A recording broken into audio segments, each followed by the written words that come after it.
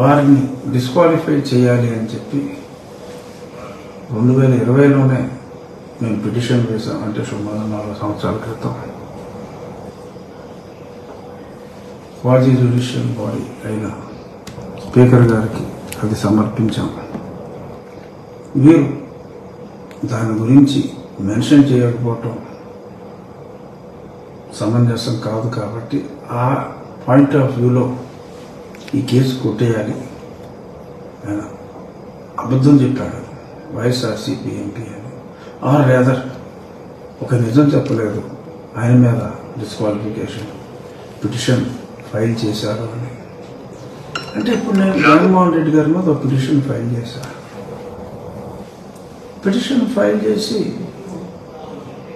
నేను జగన్మోహన్ రెడ్డి గారు దొంగ అని చెప్పి నేను అనగలనా? అనలేను కదా.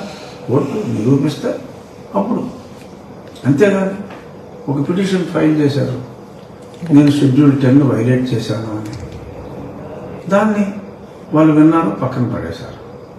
ఎప్పుడో నన్ను పిలిచారు, నా స్టేట్మెంట్స్ తీసుకున్నారు. ఇది జరిగి కూడా 1 సంవత్సరంన్నర 2 సంవత్సరాలు అయింది. మరి అది పక్కన పడేశారంటే ఏంటి దాని అర్థం? ఉపయోగం లేదనే కదా, అది చెల్లదనే కదా, కుట్టారం కూడా అయిపోతుంది. మరి దాన్ని నేను వైఎస్ఆర్ కాంగ్రెస్ పార్టీ సభ్యుడిగానే పార్లమెంట్లో నన్ను కన్సిడర్ చేస్తున్నారు. నిన్న కాక మొన్న నా స్థానం ఏదో పార్లమెంట్లో ఎక్కడో ఆఖరి బెంచ్లో కొత్త పార్లమెంట్లో నాకు లెటర్ కూడా ఇచ్చారు.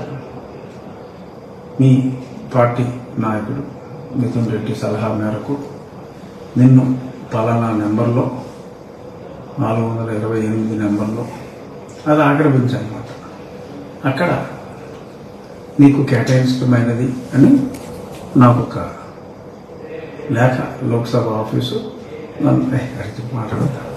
లోక్సభ ఆఫీసు నాకు లెటర్ ఇచ్చింది.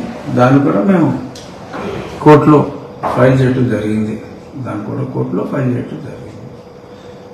వాళ్ళ నన్ను సస్పెండ్ చేయలేదు.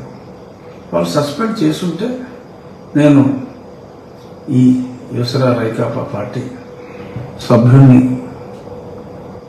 కాదు, ఒక సాధారణ ఎంపీననే చెప్పుండేవాడిని.